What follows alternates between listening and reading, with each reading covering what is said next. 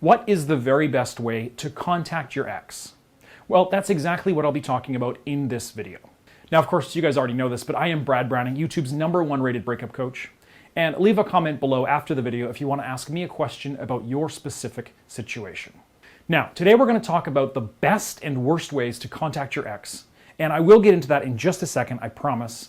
But first, there's two extremely important things that you need to know before you reach out to your ex by any means or for any reason. So, number one, you need to have a reason to contact your ex, okay? You need to know why you're reaching out to them. You can't just say, hey, what's up, or how's it going, or anything boring and pointless like that. Now, I know this sounds obvious, but so many people try to start communicating with their ex without having anything interesting or meaningful to say, and it always leads nowhere. Now, your reason doesn't have to be fully legitimate. If you want to open a conversation with your ex, for example, you can just find a funny meme or GIF that you know will make him or her laugh, or you could share an inside joke. That's usually a sufficient reason to contact your ex out of the blue. Or you can come up with a legitimate sounding question. Maybe your ex is an avid traveler and you could ask for advice planning an upcoming trip. Or, maybe you can't find your sunglasses and you want to ask your ex if they'd seen them. Whatever your reason is, the important thing is that you always want to avoid sending your ex pointless texts. So always have some kind of reason why you're contacting them. Now, there's a second thing that you also need to know before you contact your ex. You need to have a general idea of where your ex's head is at before you start calling or texting. You should be at least somewhat confident that whatever you say to them is going to be well received. So if your ex is still furious at you for sleeping with their best friend, then you probably shouldn't be sending them funny cat videos 2 days after breaking up. Now, probably the best way to get a clear idea of how your ex feels about you right now is to take my free quiz at breakupbrad.com/quiz. Just answer a few questions about your situation, click submit, and you'll see a detailed results report breaking down where you stand with your ex and what you should or shouldn't do. You can take that quiz for free at breakupbrad.com/quiz. Now, you also don't want to come across as a creep or piss off your ex by contacting them. So be mindful of that when thinking about reaching out, especially if it's been a long time since you've last spoken. The longer it's been since you last spoke and since your initial breakup, the more important it is to have a good reason to contact them. And the more careful you need to be about making sure that your ex doesn't think you're weird and creepy. Now, if you've taken those two things I just mentioned into consideration, it's time to reach out. Now, what is the worst way to contact your ex?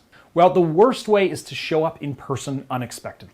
That's just creepy, folks, so don't randomly drive to your ex's house and ring the doorbell just to say hi. In fact, the only time that I recommend in-person communication with your ex is when you'll already be in a room together for some other reason. So, for example, if it's been a few months since you last spoke and you're both attending a mutual friend's wedding. In situations like that, you can use the opportunity to bump into them and drop a joke or ask a meaningful question. And if you handle the conversation well, that can get you on your ex's mind again, and it can lead to a reopening of more regular conversation later. But aside from a situation like that, talking in person with your ex can be dangerous. So absolutely do not try to, accidentally run into your ex randomly, and do not show up at their house uninvited. That is a recipe for disaster, trust me. Now, the second worst way to contact your ex is probably to call them. So similar to seeing them in person, calling can be dangerous. Your ex might find it weird that you're calling out of the blue if you haven't already talked on the phone fairly recently, and honestly, they probably won't answer. So phoning your ex is basically like asking them to jump into, an unknown conversation on the spot with no warning. And honestly, my experience with coaching clients is that phone calls typically don't go that well. It's hard to build any kind of emotional or sexual connection on the phone, and it's easy to say the wrong thing or make matters even worse. Now, if you intentionally call at a time when you know your ex won't be able to pick up, preferably when you know they're busy at work or out of town without cell service, or something like that, where they definitely won't even see that they missed your call until later. In those cases, then you can leave a quick voicemail, saying something that you've thought out in advance. But even then, I think there are probably better ways to contact your ex than by calling. And the final method of contacting your ex that I do not recommend is by old school snail mail. Honestly, I can think of maybe one or two obscure times when it would be okay to mail something to your ex. Maybe a postcard from someplace you always talked about visiting, or something like that might be okay. But nah, you know what? Honestly, don't mail your ex anything. And don't send them anything by messenger pigeon either, by the way. It's not very reliable. Now, what about the best methods to contact your ex? Well, in most situations, the best way to contact your ex is via text message, or Snapchat, Facebook message, etc. First of all, texting and WhatsApp are how most of us communicate normally these days anyways, so it's not going to seem weird to shoot your ex a text. At least, not unless you literally never texted one another when you were still together. But as long as you and your ex regularly texted one another, at least semi-regularly in the past, then texting is usually a safe bet. And there's another benefit to texting as well.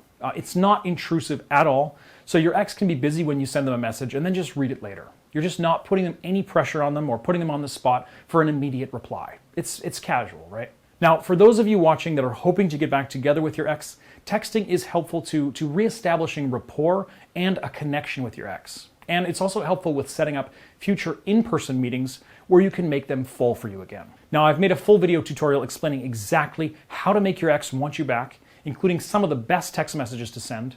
And you can watch that at my website, breakupbrad.com. And I've also made a comprehensive blog post with example texts, which you can find a link to in the description below. Now, before I wrap this video up, I have one more important thing that you need to know when it comes to talking with your ex. Well, actually, I have 3 things to keep in mind anytime you're talking with your ex. Rule number 1, never spam your ex. If you reach out and your ex doesn't respond, don't force it. Leave them alone for a while, at least a week ideally. If you haven't spoken in a really long time, then wait even longer, a month or more. Because you absolutely do not want to pester your ex, and you don't want to appear too eager or too invested in the conversation either. So play it cool and don't spam them. Rule number 2 is to avoid conflict and drama like the plague. Look, honestly, it doesn't even really matter why you're contacting your ex, even if you're looking for closure, which is, by the way, I don't really recommend, or you're trying to settle an old shared phone bill or something like that. Getting into an argument or a bickering match with your ex is just pointless. If things get heated or you feel yourself getting baited into a really negative conversation, just politely bail and try again later when things have calmed down and you can try again with a different approach. And finally, rule number 3, don't rush into any contact with your ex, especially if you're still hoping to get them back. Think it through. Make sure that any conversations are enjoyable for your ex and that you use them to make your ex miss you or think about you and your positive attributes and the happy times you shared together. Now, if you want my personal help formulating a plan for contacting your ex and changing their mind about breaking up, go to breakupbrad.com/coaching. When you sign up for my coaching program, you'll be able to immediately send me the details of your specific situation, and I'll then work with you on an ongoing basis until you and your ex are officially back together. And again, you can get all the details at breakupbrad.com/coaching.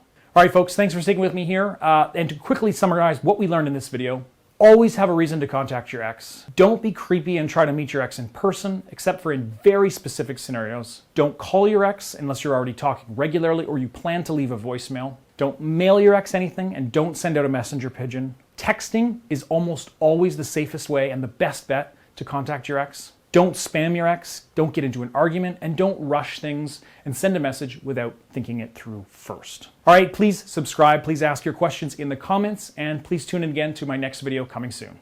Bye for now.